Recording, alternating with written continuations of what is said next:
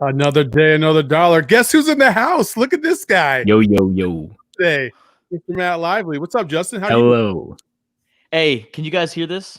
Hold on. Listen, pay attention closely. Because the Astros are eliminated from the postseason contention. Big trash can, Houston. Bye. Good night. See ya. Another Total BS podcast coming your way right now. Your fans just might turn into all fans. Be cool, it's just a part of this program. Spit your best 16 if you must. You not whack, you just sound whack rapping after us, yo. Your fans just might turn into all fans. Be cool, it's just part of the program. Spit your best 16 if you must. You're not whack, you just sound whack rapping after us. For real. I had to take my man off the screen because I got to do a proper introduction just like I do for everybody else. He's probably like, what the hell just happened here? Did I get kicked out of the stream? But that is not the case. We have a very special guest joining us. Unfortunately, he's an ASU Sun Devil, which I probably just queued him up to say some stupid ass joke here in a second.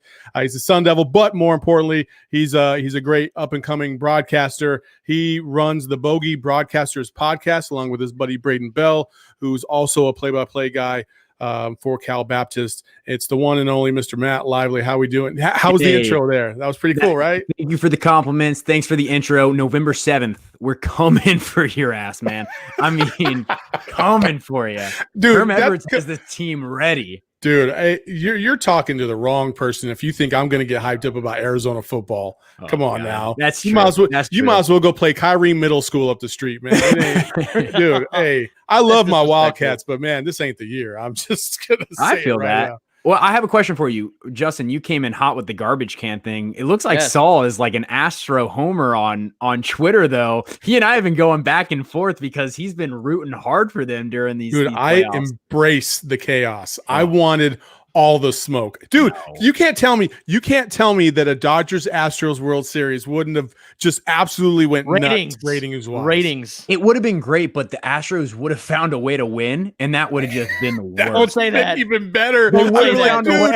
Dodgers, you're terrible. You can't even beat a team after you even know they're cheating. Oh my gosh. Don't say that. Don't say that. Bad. It would have been I hate they're so smug. We got some smoke coming for you, Justin, because you were banging that trash can. And my man Steve said, fitting that the trash can is Lakers. You can't say that after the Lakers won a championship, man. You can say it anytime you want, Steve. You can't say it anytime you want. Anyway, so we asked Matt to come on just to kind of BS with us for a little bit. Matt, what's new in your world nowadays? I'm an avid golfer now. Which, hey, Saul's also giving me some smoke on Twitter for the golf. He didn't like my scores when I first started, which was, that was fair. Justin, tell him, Justin. Come on now. This man is the most difficult golfer I have ever played with. Like, he shows up to the driving range, is just very focused. Doesn't really say like, hello, hey guys, how you doing? He just goes right to the driving range, hits a couple balls, says, I'm going to go chip. I'll see you at the first tee box. Drives away. I'm like, his own cart. Man. Oh yeah. This is how it is. And I'm like, I'm tiger focused, baby. I'm like trying to take my time in between shots. And Saul's like, come on, sunshine, let's go. And he's like trying to get me to speed up. I'm like, dude, Justin takes 89,000 practice swings before he hits the ball. I don't like that. And then you're like, dude, you're set it up. He's like, every time he would set up, I'm like, do you play a slice? He's like, yeah, I always play a slice. You're like aimed to the right side of the fairway right now, right? And I would like lay down my my driver and be like, dude, this is where he's like, damn, I didn't realize it. Well, let's stop. Like, you got to aim over there to the left, man. The West Coast. Let's go. So you're not helping yourself here with this argument.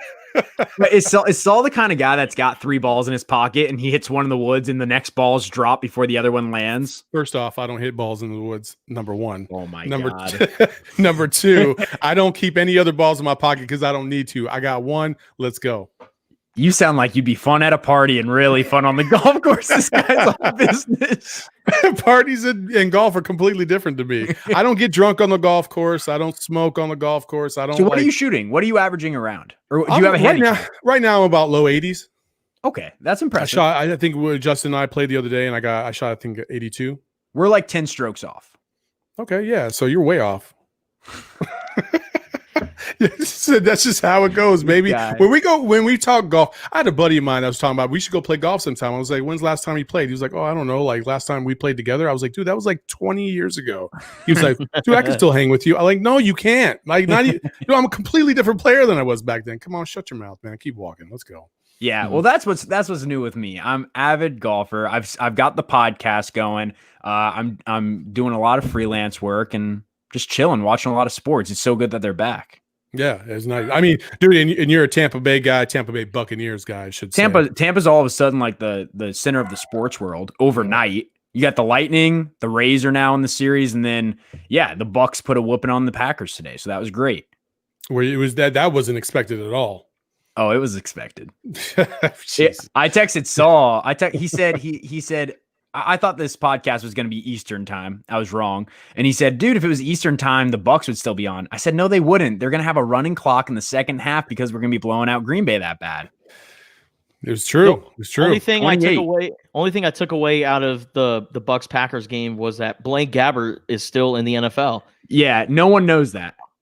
This man just came trotting on the field when the Bucks were up by 4 touchdowns in the fourth quarter. I said, Blaine Gabbert? That man still exists, but the Bucks, man, the original sunshine. Really good. They looked really good today. Rob Gronkowski actually looked like a little bit of his old self. Looked like he could do more than a speed walk down the field this time around. That's the first all season. The real story behind that game, it wasn't Bruce Arians. It wasn't Tom Brady. It was Todd Mother effing Bowles. Yeah. That defense was on fire today. They kept confusing Aaron Rodgers all over the field. He didn't know where the blitzes were coming from. That's the number one reason why, if you talk to any Arizona Cardinals fan, they don't miss Bruce Arians. They miss Todd Bowles because he is a defensive genius. Yeah, I mean, when you can pull Aaron Rodgers out of the game in the fourth and it's not because you're down 30 points, that's like, man, what a win. Yeah, Tim Boyle was taking snaps with like 6 minutes to go. To be fair, they did also pull Ryan Fitzpatrick from the Miami Dolphins game today. So come on, Yeah.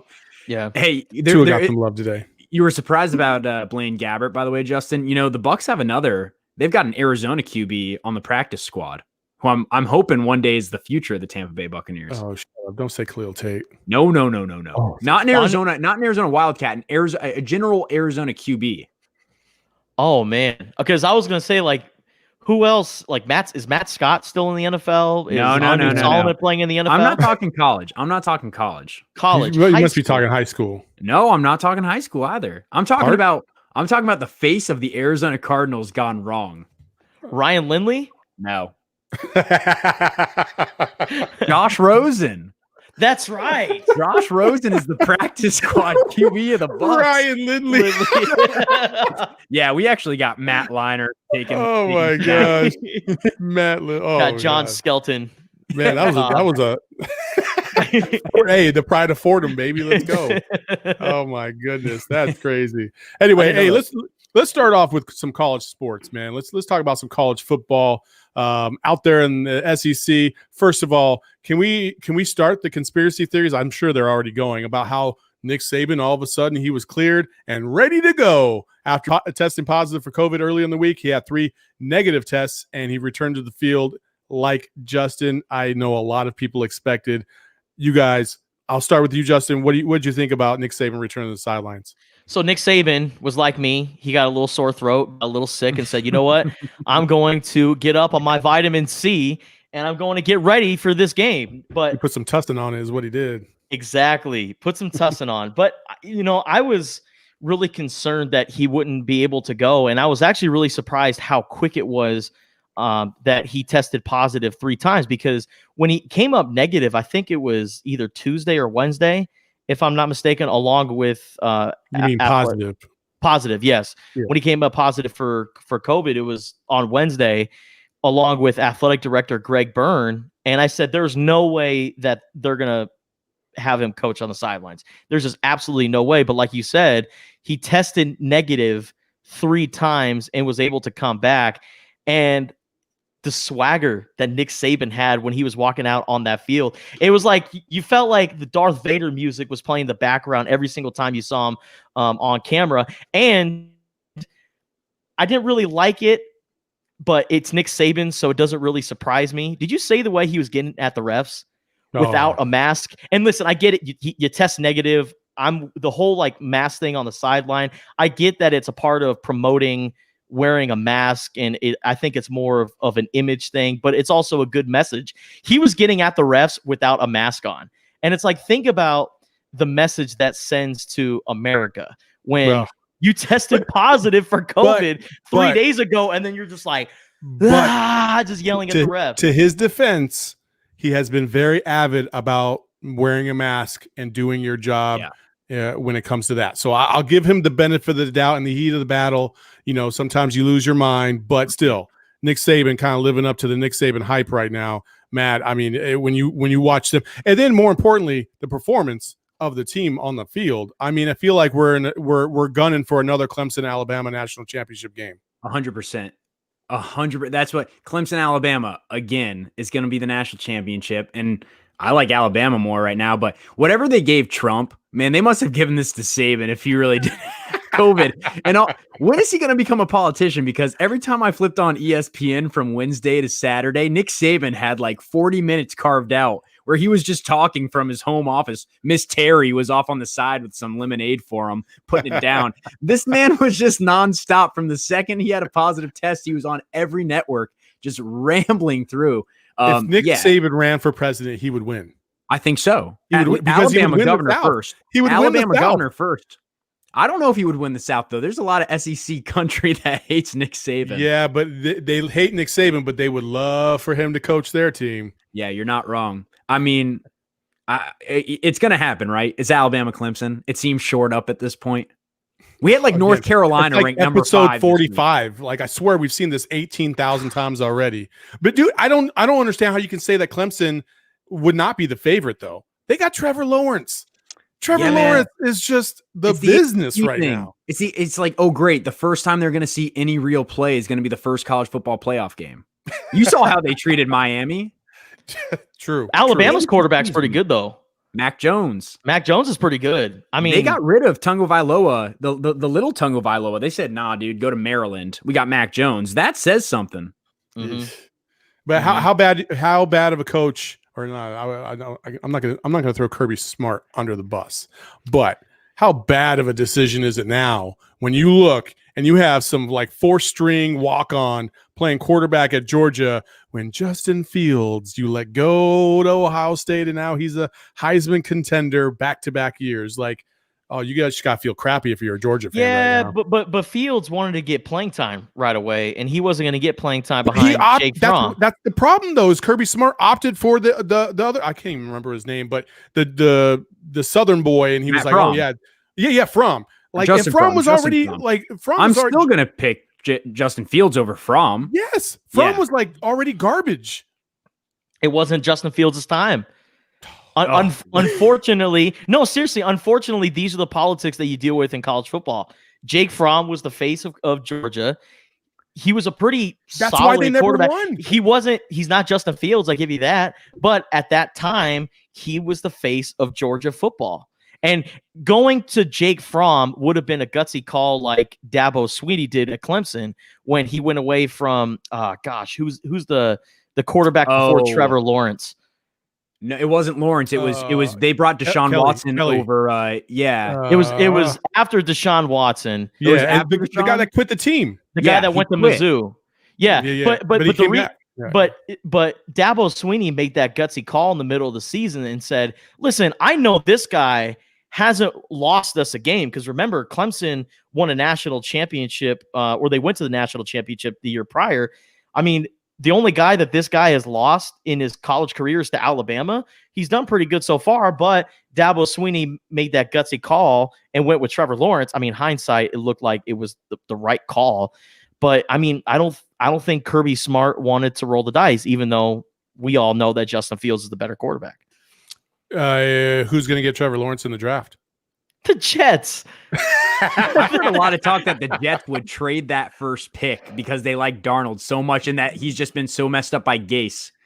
Yeah, I mean, everybody's messed up by Gase, though. I mean, geez. My Jets buddy is adamant. He goes, "Oh no, Darnold's the future. We don't want Lawrence here."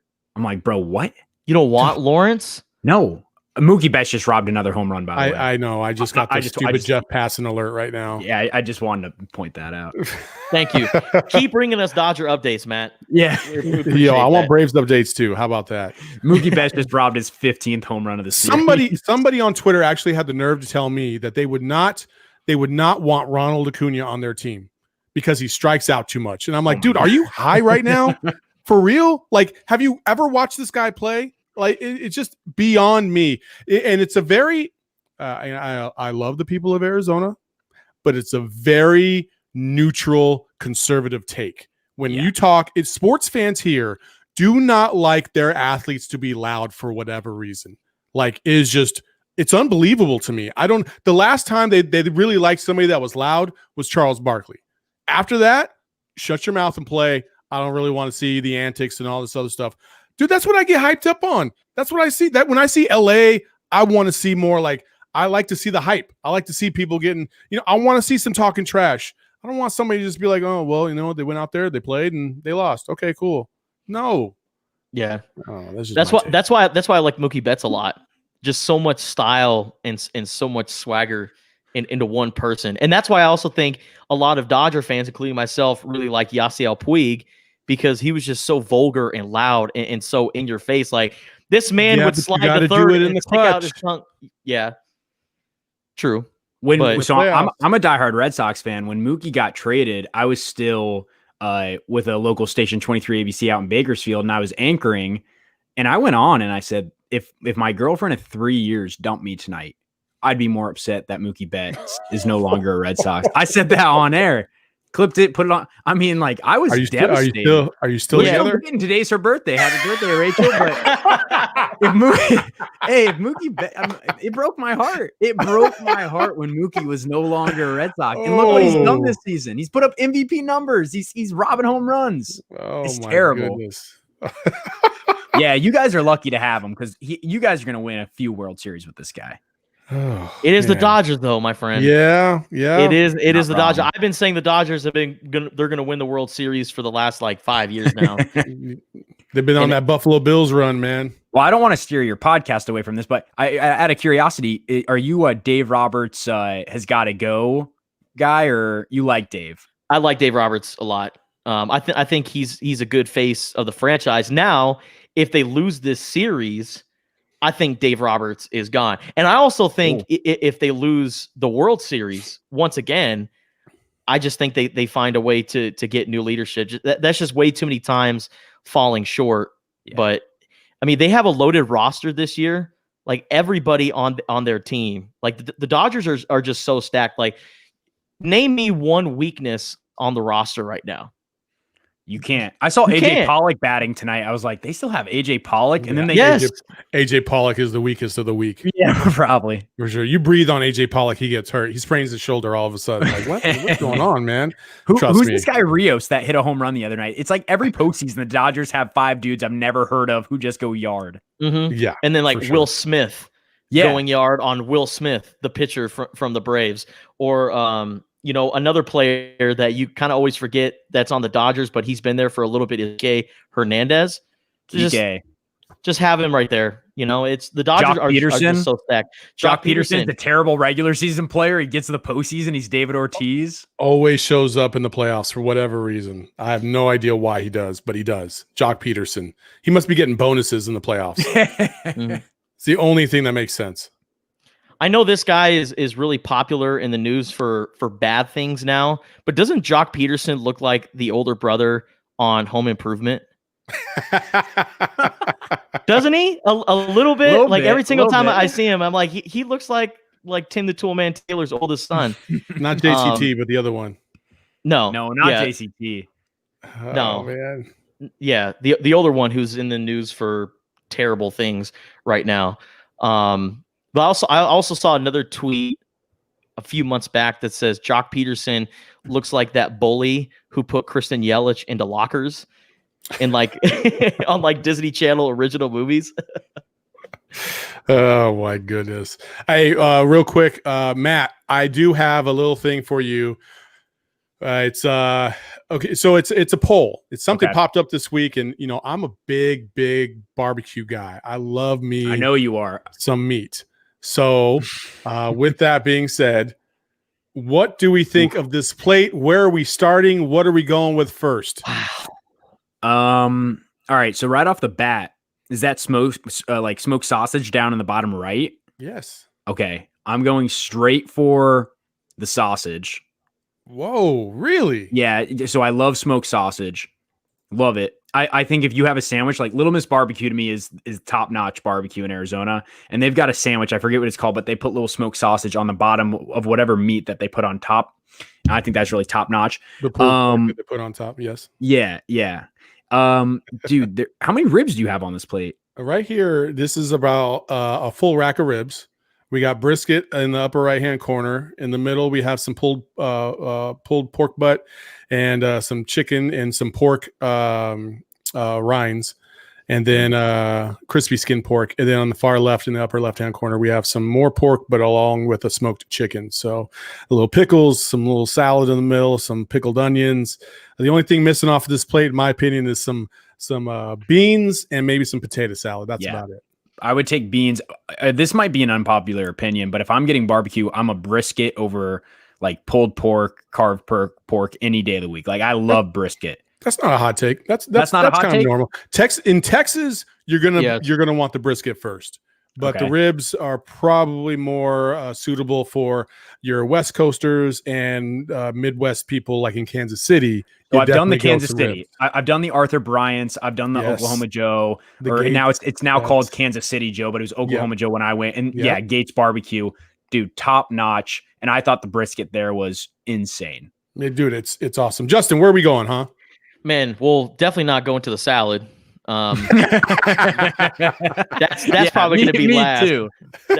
That's gonna. As a matter of fact, I might reach there first just to move it out of the way and kind of set it off to the side. But I'm going to the bottom left corner where the ribs are. That's what I'm talking about, baby. Yeah, you got to, because I mean, just looking at the platter right now, the ribs looks like the juiciest out of all the meats on this right here. So.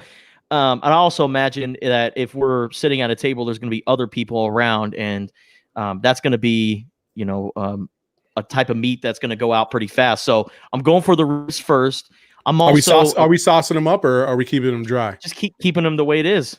Ooh, you went at this from a competition standpoint. I thought it was all mine. You're thinking like if other people are around, what do you go for first? Yeah.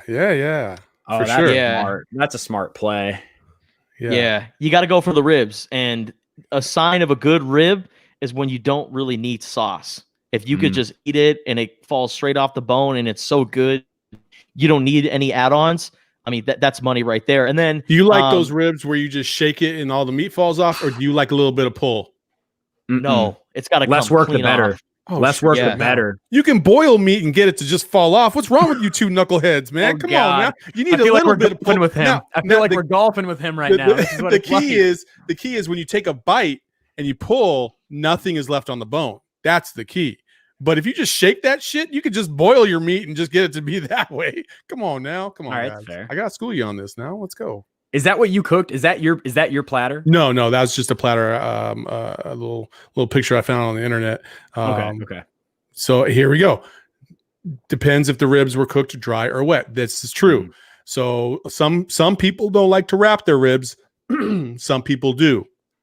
And then some people don't like to baste some type of sauce to like finish them up in the last half hour. Some people do. So it's just it's a matter of preference. I can go either way. I agree with both of you guys.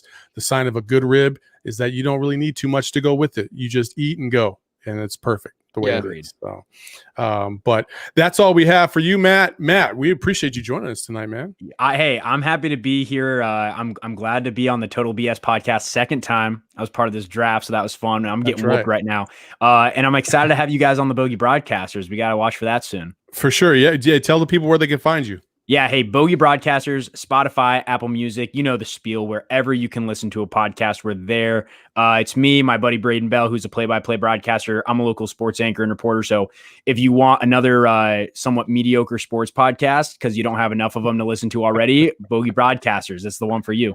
Hey, Matt's selling himself short by quite a bit.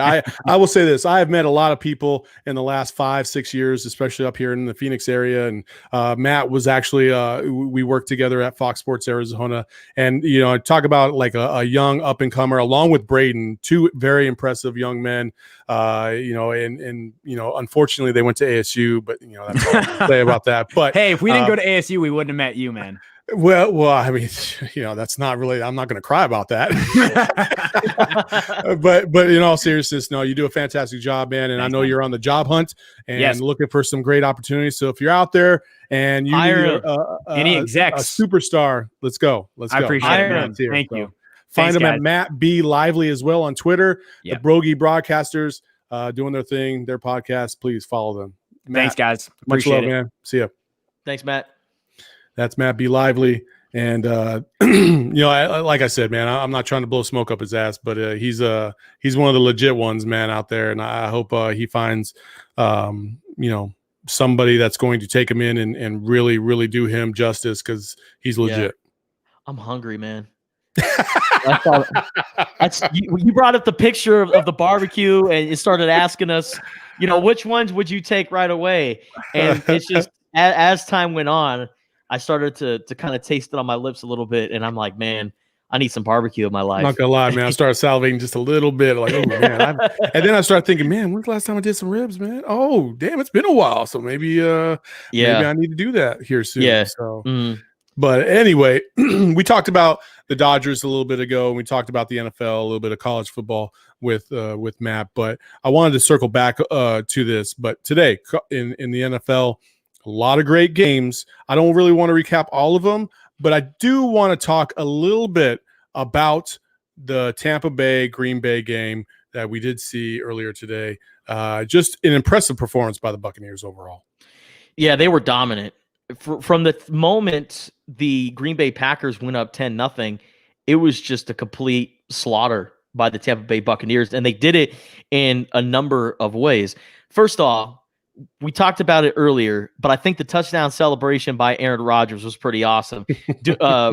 Redoing the Key and Peele skit where you can only do 2 hip thrusts after a touchdown, because if you do 3, that's an unsportsmanlike conduct penalty. So Aaron Rodgers scored the touchdown and then just goes up, puts his arms behind his head, and does 2 hip thrusts. And then from that moment on, it was all Tampa Bay. The defense, like you said, Saul, I mean, the different blitz packages they brought to Aaron Rodgers, they just made him so uncomfortable, and Green Bay just couldn't do anything on offense. And then on the offensive side of the ball for Tampa Bay, Tom Brady, I mean, granted, he didn't look like prime Tom Brady, the greatest quarterback of all time, but some of the throws that he was making was pretty impressive. Rob Gronkowski, we all thought that he was just going to be a shell of himself and not the old Gronk. Well, today he played a little bit like the old Gronk. He had 78 receiving yards, which I never thought would be a thing this year, just based on what we've seen out of the first few games. And then also Ronald Jones, thank goodness this man is on my fantasy team, because he is the only reason I'm even in competition with Secure Nation, with Shep. And Ronald Jones is helping me out big time in fantasy. He had another 100+ yard game this week. So Tampa Bay, they're starting to look like the team that we all thought they'd be. Now, granted, we still need to see this over the course of an entire season, but a game over the undefeated Green Bay Packers and doing it in that fashion, Tampa Bay looked like the real deal. I think here in the next 6 or in the next 2 or 3 weeks, you're really going to start to see teams that maybe started off slow and had to kind of find their rhythm, really find that rhythm and build that chemistry and really come together. I think the teams that you thought in the first 4 weeks of the season that were going to be legit and Super Bowl contenders, I think some of them are going to fall off. And I think the other teams that kind of maybe started off to a slow start or not as crisp as they should have, like a Tampa Bay, are really going to show who they are and come together. And then all of a sudden you hit week 12 and they're like, 9-3 or 10-2. And you're like, man, Tampa Bay is legit. I think Tampa's going to be one of those games. I also think Green Bay just had a really bad game today. They just were Sure. really off their game. They didn't really look crisp. They weren't prepared for a lot of those, exotic blitzes by my man over there, the defensive coordinator, or Todd Bowles. And so I think as they move along, it'll be a kind of a wake up call for the Green Bay Packers. Remember, they were 13-3 last year. This is the first loss of the season. It's okay. Green Bay Packer Nation, calm down. You'll be good as they move forward. But I think teams like Seattle going to be awesome. I think Seattle's always going to be good because they have a great quarterback. And tomorrow night, believe it or not, I do think that the winner of the Cardinals-Cowboys game tomorrow night will kind of propel themselves into some momentum, because Andy Dalton, let's not get it confused. Andy Dalton took the Cincinnati Bengals to the playoffs 5 straight years. That's no small feat. That's a legit quarterback over there. He might not have been a world beater and might have the strongest arm, but he's a serviceable replacement for Dak Prescott. So if he can continue at that pace and just not cost them games, the Cowboys have enough talent on both sides of the ball to do it. The problem is they haven't been able to put it all together.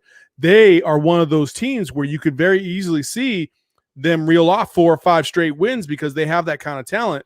And all of a sudden they come away, they would walk away with the NFC East with ease, because nobody in that division is worth a damn. And it could really do wonders for that team. Same thing with the Cardinals. Kyler Murray's going back to Jerry world, where this man won 43. He went 43-0 in high school. 43-0, won 3 state championships in a row. The dude never lost in that dome. He's going to come back. He won a Big 12 championship in that dome. He's going to come back to Jerry World, and I think he's really going to be able to maybe solidify himself as one of the premier quarterbacks in this league. Or he's still got a lot to work on, and you just don't know which way it's going to go. I'm a Kyler Murray believer, but I do want to see more out of his arm strength and his arm talent than I've seen so far this year. I'm hoping to see it tomorrow night. I think whoever wins that game is going to propel themselves to something great moving forward. I don't know about that with your note about the Cowboys, just because they're in the NFC East and all those teams in there, like the Eagles just lost today. Yeah, it was a close game against the Ravens, but they still lost. And that's the thing that works in favor of the Cowboys, is if everybody else in the division is losing and you can find a way to win those divisional games, you're going to be okay. That's why I think even without Dak Prescott, Cowboys are going to be just fine, just because of the other teams in the division that keep losing. But with your note about the Cardinals, this is going to be a huge game, because this is a game that the Cardinals should win. The Cowboys are down this year. I thought the defense was going to be a lot better, but they had some injuries on that side of the ball, and they're just trying to go through all of this. They lost their Pro Bowl offensive tackle and Tyron Smith. Dak Prescott is now out for the season. So there are a lot of holes on the Dallas Cowboys that I think the Arizona Cardinals should come in and take care of business, no problem. I really think that you're going to see DeAndre Hopkins and Kyler Murray have one of those types of games where they just show the world, hey, we're one of the top QB wide receiver duos in football right now. Kyler Murray is so exciting. I tell you what, I'm setting the over-under for rushing yards against Dallas's defense. I'm going to put it at 52.5, because I think Kyler Murray is going to have one of those games where he has some breakout runs and adds another spark to the offense. So if the Cardinals win this game, I think this will help them, because they need as many wins as they can get because of that team that you just mentioned, the Seattle Seahawks. They're legit. For sure. And then we got the Rams and the 49ers currently playing right now, so we'll see how the Rams do. Rams, another team. Can't sleep on the Rams in the NFC West, man. The NFC West is loaded. And that's with San Francisco, the best team from last year, not being able to play with all their weapons because there's so many injuries. But in a normal year, they would have just as good a chance to win the NFC West as anybody else. So that's a bloodbath over there. Yeah. Let's move over to another thing that we like to do every single week, and you know what it is.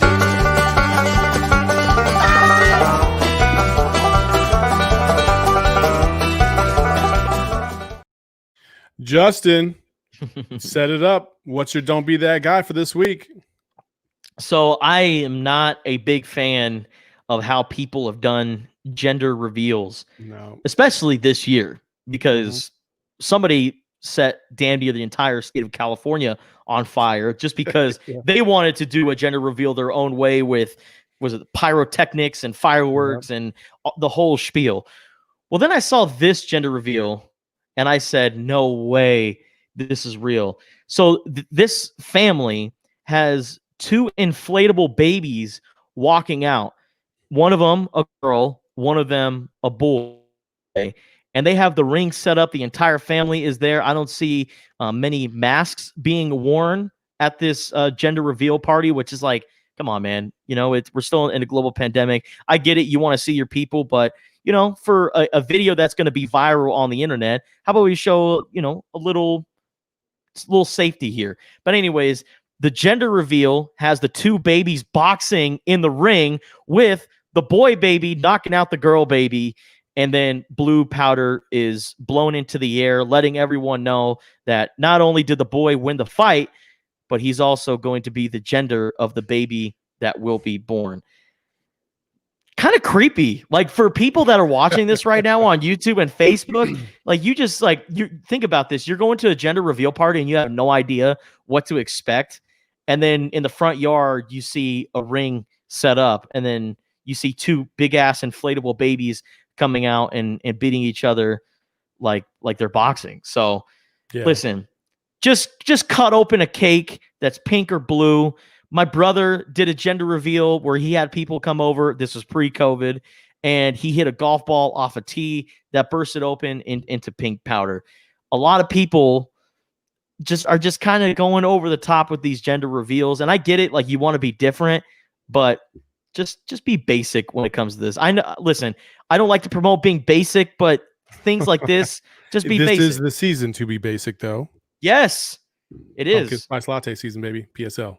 Whoop, whoop. Oh man, are you a PSL fan, Saul? Unfortunately, I am. I'm They're kind of good. They're kind of good. They are pretty good. I'm not gonna lie about that, man. I am. I watch Friends too, man. I'm a basic bitch, man. I am.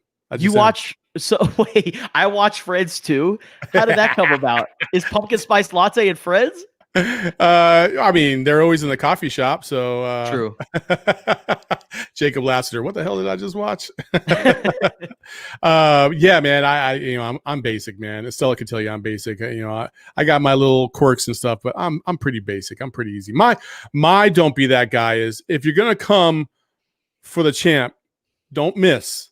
And also know what the hell you're talking about. Matt Lively just pointed it out. I have been a very avid mass chaos for baseball dude. So I've been kind of pulling for the Astros. I wanted them to make it to the World Series. I wanted to see everybody just continue with their hate fire for the Astros. I love that chaos. And so of all people, I have somebody from Houston, come at me with a dumbass DM on Twitter. You're shouting into a void, man. Look at yourself. Where are you at in life? Okay.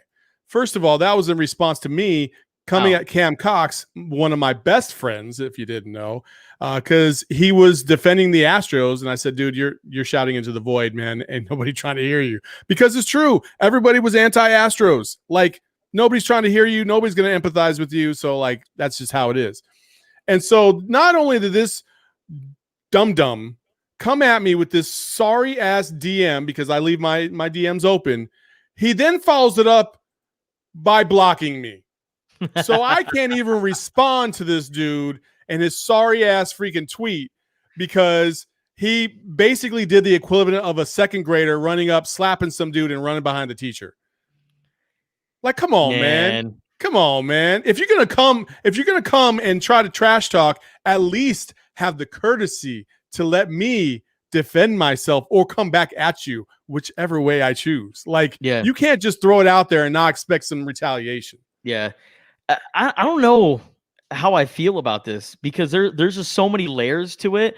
One, he DM'd you, so he wanted the smoke. Well, no, he didn't want the smoke. That's why he DM'd me.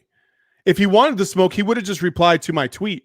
Yeah, but he DM'd you.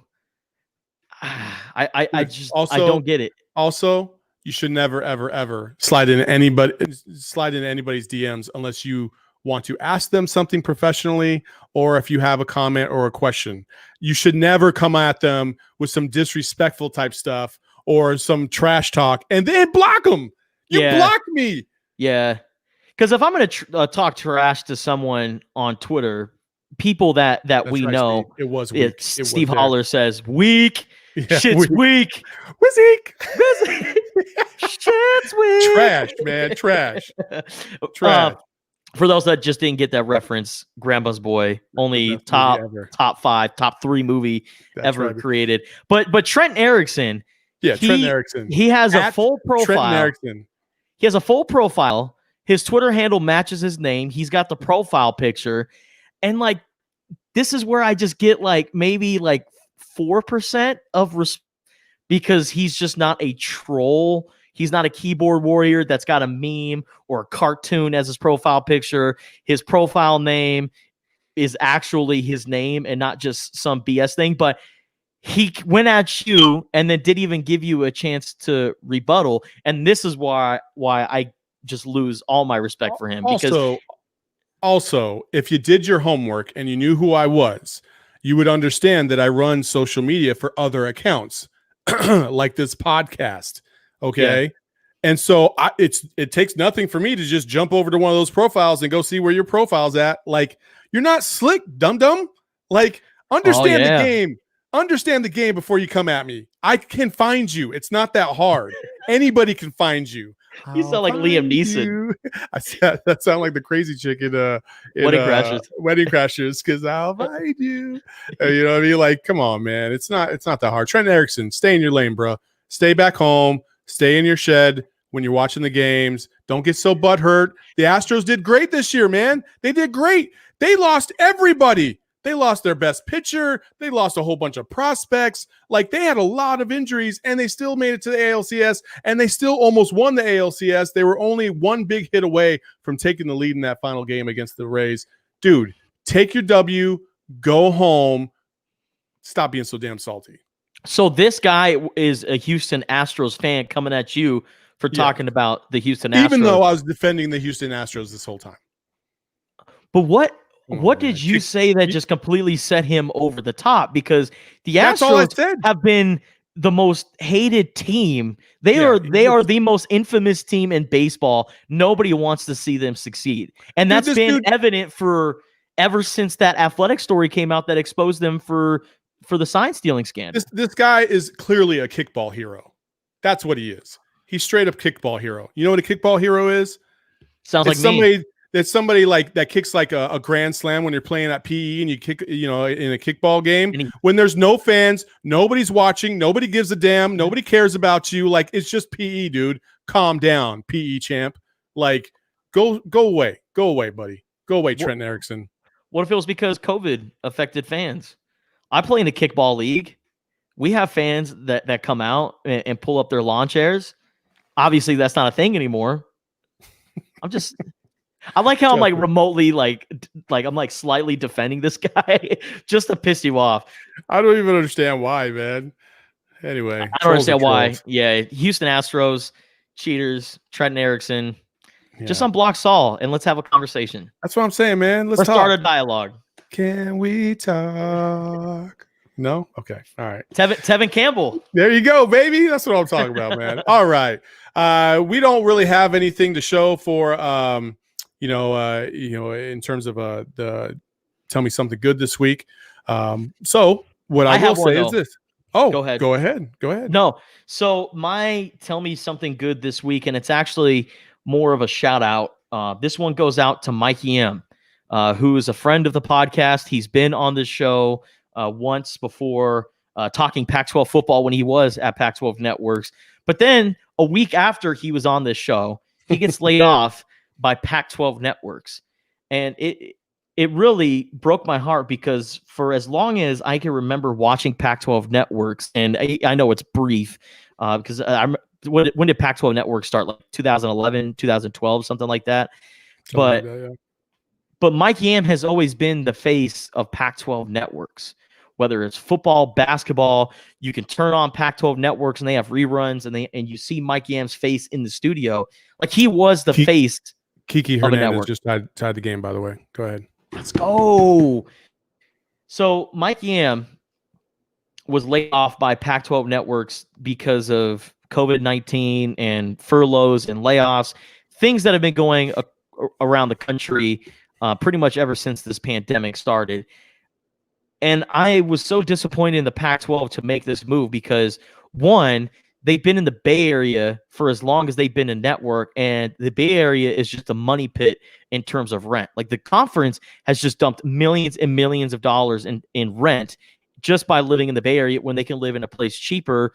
Heck, even Los Angeles is cheaper than the Bay Area. They can set up shop in Las Vegas. They can set up shop in Phoenix. It just, like, there are so many better options along the West Coast for the Pac-12 networks in the conference to be based out of than the Bay Area. So the Bay Area is a money pit. The conference lost a lot of money due to the COVID-19 pandemic. So they laid off a bunch of people. Mike Yam was one of them. But Mike Yam is so damn talented, and he's so good at what he does. He was recently hired by NFL Networks to be one of their in-studio hosts.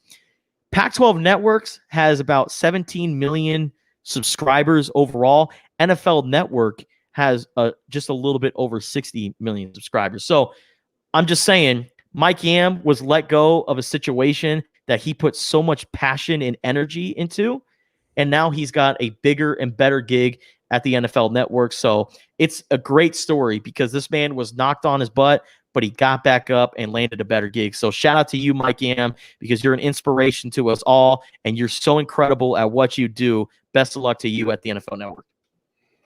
Preach, Justin. Preach. All right. There you go. Hey, I love me some Mike Yam.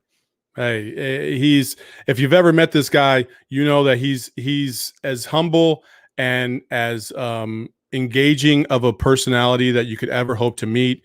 The first time I ever met him was in San Jose during the NCAA tournament, and I introduced myself. He's like, "Yeah, I think we follow each other on Twitter," like, because he followed me randomly. And he's like, he shook my hand. He said, "Yeah, I've read some of your stories. You do a great job." Blah blah blah. Like, he's a legit guy. Like, and you need good people. And I'm so happy that he was able to land on his feet with the NFL Network, because there's a lot of other people that have been in that situation that are still trying to land on their feet. So if this story tells you anything, keep pushing, keep grinding. It's just the way you have to do it. And unfortunately, in these times,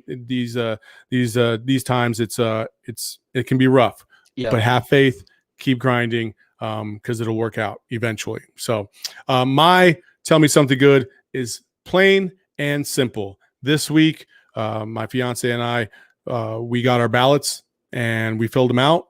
And instead of mailing them, because, I didn't even want to risk the possibility of some type of conspiracy or something stupid happening with my ballot.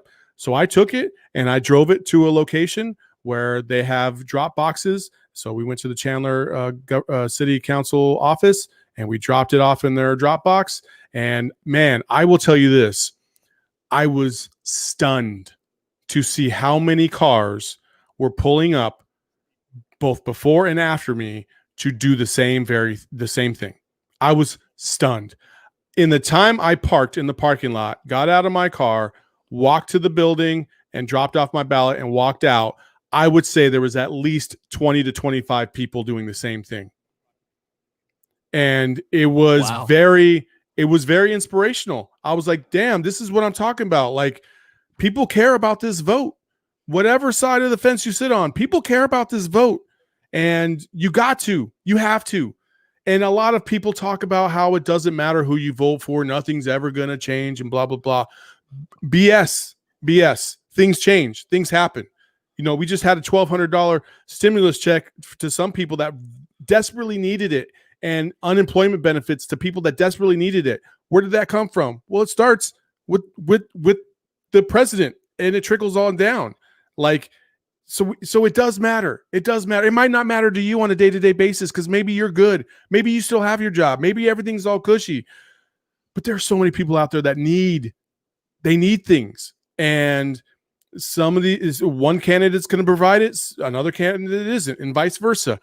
I'm not here to tell you who to vote for. I never will. I'm not here to say one candidate's better than the other. I will not say that here on this podcast. I have my own beliefs. Justin has his own beliefs. I'm not going to try and influence you. But damn it, if you care about anything, if you care about the people next to you, you got to vote. If you're really passionate about the way this country is going, vote. Get out there, vote. So I was very encouraged to see how many people were actually involved in the vote. And that even goes for early polling around the country. I know I've seen a lot of clips. I know you have too, Justin, of people waiting up to like 11, 12, 13 hours just to vote. It's a damn shame that in this country that happens, but people aren't giving up. People aren't giving up. And that's why you got this right. You got this right. You got to treasure this right. And you got to do, your civic duty, and that's vote. Because this election, not only with the presidency, but there's a lot of other things that are on ballots. And if you live in a certain state, things are going to impact you. And you have to take the time to read about these folks and these measures, and vote the way that, is true to your core, which I encourage everybody to do. So that's my tell me something good for this week. Vote. VOTE. Get your butt out and put in that ballot, because it's so important right now. So I'm kind of nervous to wait until election day on November 3rd. I didn't want to do that. Yeah, I didn't want to. And so here in Arizona, if you vote, if you dropped off your ballot or you mailed it in, they don't start counting the ballots until October 30th. So I know there's this like fear out there that the mail-in ballots won't get counted in time and this, that, and the other, right? But oh man, somebody just got gunned down at home plate. But I really feel like we're going to have a pretty good idea who's going to be president and who's going to win some of these Senate races and all this other stuff on election night, because there's so many people that are voting early. There's so many people that are dropping off ballots. There's so many people that are mailing in ballots. So I think we're going to have a better idea than most people think in terms of, kind of where the direction of where things are going, which is, I think it's exciting because this, there is nothing like election night. There's nothing like a presidential election night. It's exciting. It's nerve-wracking. It's anxiety-filled, but man, it's a one-of-a-kind thing that we have a unique opportunity to witness every 4 years here in this country. 2016 was a pretty insane election, but man, this election this year is unbelievable. You mentioned election night being crazy. The only thing that I took away from the 2016 election night was, damn, Donald Trump is really our president right now. Like that is insane. Like I didn't think it was going to happen because he didn't have any political background whatsoever, but he became the president in 2016. And Steve, really quick, I know any idea how the results are right now? Even if I knew, or even if I had a legit poll, I wouldn't even say it on this air because it's just, I don't trust anything. It doesn't even matter. It didn't matter before. Hillary Clinton had a 93% chance to win the last election and she lost. So it doesn't really matter. She blew a 28-3 lead is what she did, man. So we won't even speculate on that, Steve, but we appreciate the question. Go ahead, Justin. Sorry. But also another thing on election night was the realization that Donald Trump, this celebrity reality TV star, like the leader, the face of The Apprentice, is now running the country right now. And also the other thing too that I love about election night, and this is a thing that's famous for journalists, is free pizza. Unfortunately, we're not going to have free pizza on election night because of the COVID-19 pandemic. No, but sit your ass at home and order some Little Caesars, man. Yeah, it's only $6, man. Yeah, I get hot ready, baby. Hot and ready, Little Caesars, man. Come on now, we're always hot and ready. That's the sponsorship right there. Let's go. Let's do it. We'll send the invoice after this podcast. That's right. That's free advertising. But yeah, this election is very important for a number of people. So please, if you care about your country and you care about what the future will hold for this country, you will get out and vote regardless of who you support or who you stand for. you will get out and vote. And also, one thing that I will say, lastly, Saul, because I know we got to sign off here pretty soon. Don't shame other people for voting through mail. I know a lot of people who are questioning people like, well, they shouldn't be voting if they're just going to vote through the mail. And the postal service, it's just all rigged. It's all rigged, and you shouldn't vote via mail. Well, we're living through a global pandemic right now. A lot of people are worried about their health. Rather than going and standing at a place where thousands and hundreds of people are going to, they would much rather vote through mail because that is how they feel and that's how they want to protect themselves during a global pandemic.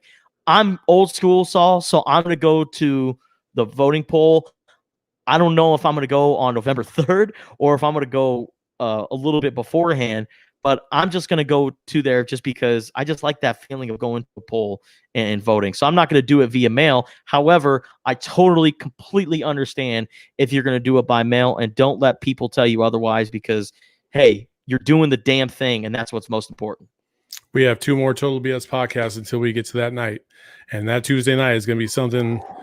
It's going to be something unbelievable, man. I'll tell you what, that might be the most captivating night in this country ever, just because of what a lot of people feel about this election. So it'll be interesting to see. But as Justin mentioned, that is the end of the Total BS podcast. We appreciate you so much for joining us. We thank Matt Lively again from the Bogey Broadcasters podcast. Check them out on Apple, Spotify, and all that good stuff. Justin, tell the people where they can find us. Oh, yes, sir. So you can follow us and subscribe to the Total BS podcast on YouTube for the Sunday night live shows.